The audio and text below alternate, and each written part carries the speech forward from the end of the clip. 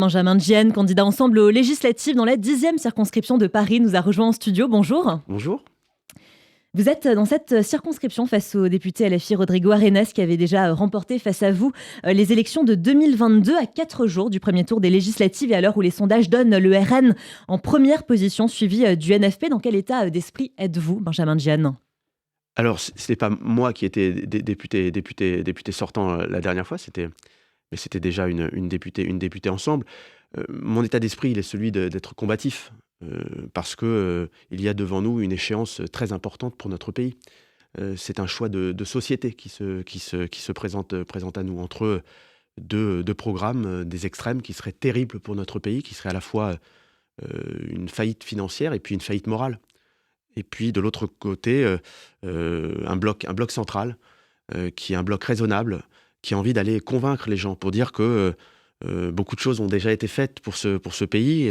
On peut bien évidemment faire mieux, mais il ne faut pas plonger, se jeter dans le vide en pensant que la solution viendra des extrêmes. Donc combatif et avec la volonté effectivement de convaincre les Français. Comment vous expliquez justement cette montée des extrêmes ? La majorité présidentielle n'a pas été assez radicale sur plusieurs sujets, comme notamment la sécurité ou encore l'islam radical. C'est en tout cas ce qu'a concédé hier le ministre de l'économie. Notre pays vit une crise économique parce qu'il y a eu effectivement des difficultés liées à la conjoncture internationale, une crise morale aussi. Il y a chez nos compatriotes beaucoup d'interrogations. En matière de sécurité, je ne suis pas d'accord. On a fait beaucoup en matière de sécurité, 10 000 policiers supplémentaires sur le terrain, alors que le président Sarkozy les avait supprimés. 239 postes de gendarmerie supplémentaires également sur le terrain. Renforcement de nos services, notamment de renseignement, de lutte contre l'islamisme radical.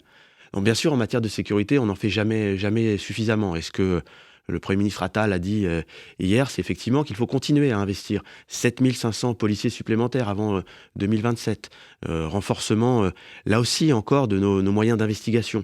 Renforcement aussi de la justice, parce qu'il faut que la chaîne pénale fonctionne mieux. Et c'est vrai, les Français ont raison de dire que quand on est arrêté et qu'on ne fait pas la peine qu'on le mérite, il y a quelque chose qui ne va pas dans notre pays. Mais il faut donner des moyens.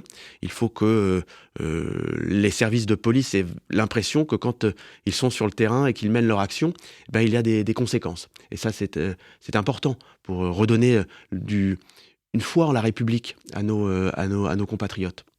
Vous êtes très actif sur les réseaux sociaux. Vous avez notamment défendu hier soir dans une courte vidéo la laïcité. Qu'en est-il pour la France insoumise ? D'après elle, cette laïcité pose problème à la République. C'est ce que vous dites dans cette vidéo ? Oui, parce que c'est ce que Jean-Luc Mélenchon n'a cessé de répéter ces dernières années. Jean-Luc Mélenchon, c'est très bizarre de regarder son parcours. Parce qu'il y a une vingtaine d'années, cet homme-là était un grand défenseur de la laïcité. Et puis au fil du temps, alors allez savoir pourquoi, sûrement des raisons électoralistes, son opinion a changé. Et maintenant, la laïcité est un problème. Il ne faut plus parler de laïcité. La laïcité à l'école serait un élément d'exclusion. Moi, je crois que la laïcité est un élément d'inclusion. La laïcité est un bien précieux. Et quand on commence à toucher à la laïcité, on commence à toucher à ce qui fait le fondement même de notre pays, ce qui fait la France. Et c'est explosif quand on touche à la laïcité. Et qu'en est-il de l'antisémitisme qualifié de résiduel en France par Jean-Luc Mélenchon ? Mathilde Panot avait aussi déclaré que l'antisémitisme était à l'extrême droite. Il y a aujourd'hui une confusion des esprits qui est entretenue aussi par la France insoumise sur la question de l'antisémitisme. Il n'y a pas une confusion des esprits. Je pense que les propos sont assez clairs. Les porte-paroles de LFI sont suffisamment intelligents pour employer les petites phrases, les mots sous-entendus.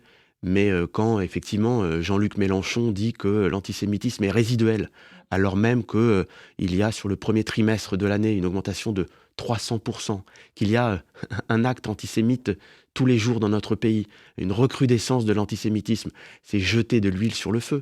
Cette personne est irresponsable. Quand il y a une incapacité à condamner les attaques du 7 octobre, incapacité à dire qu'il s'agit effectivement d'un pogrom, que l'on a visé des juifs et que l'on dit simplement que c'est une action de résistance. Et lors du drame de Courbevoie, quand il y a une impossibilité pour les gens de LFI, ne serait-ce que de manifester un intérêt, de venir lors des manifestations pour créer leur effroi, crier leur effroi, ils ne sont pas là.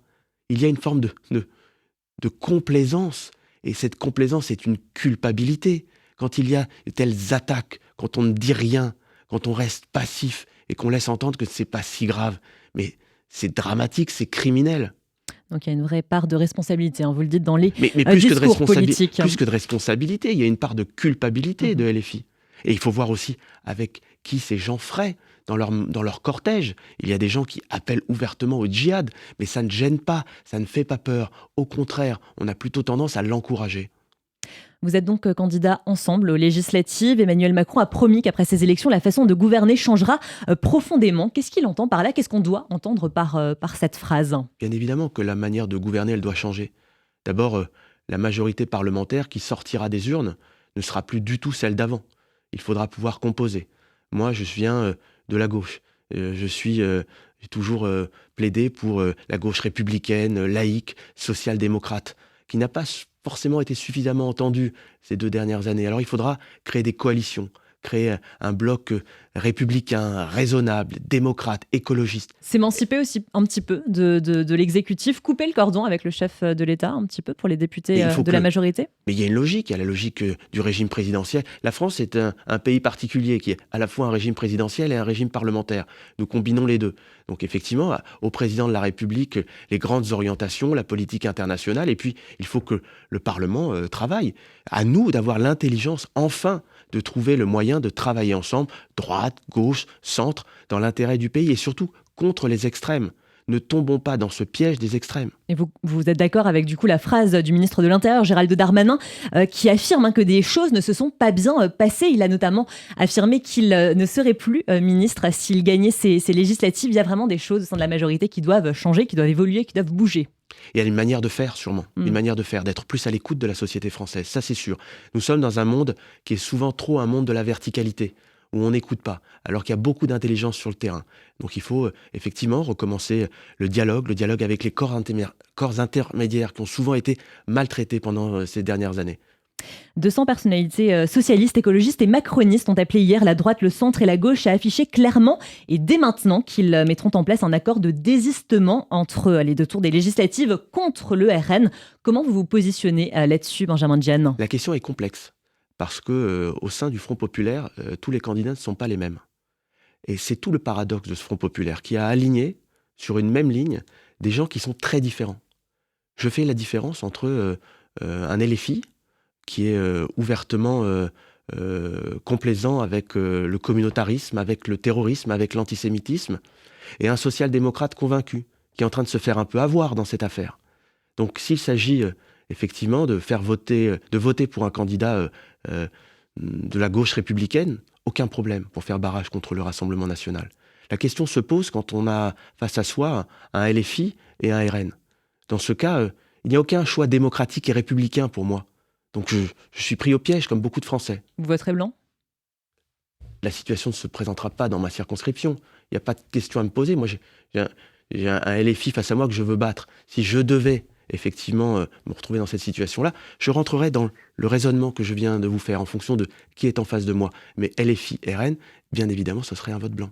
Dernière question, Benjamin Diane. Vous êtes donc candidat dans la 10e circonscription de Paris. Quelles sont vos priorités sur le terrain pour cette circonscription?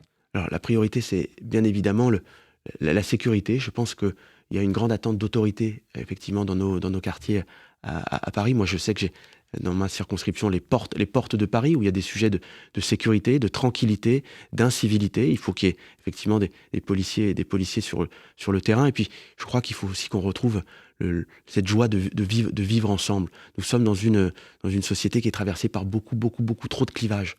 Et il faut retrouver cette joie de vivre ensemble avec notre intensité associative que je vois sur le terrain, nos entreprises qu'il faut aider, nos PME. On est en train de vouloir matraquer fiscalement, alors que ces dernières années, on voit bien que c'est toute la dynamique économique de notre pays. Elle est là. Si le chômage y baisse, c'est parce qu'il y a des entrepreneurs, des jeunes entreprises qui se mettent en place. C'est ces gens-là qu'il faut aider et pas vouloir taper sur tout ce qui marche.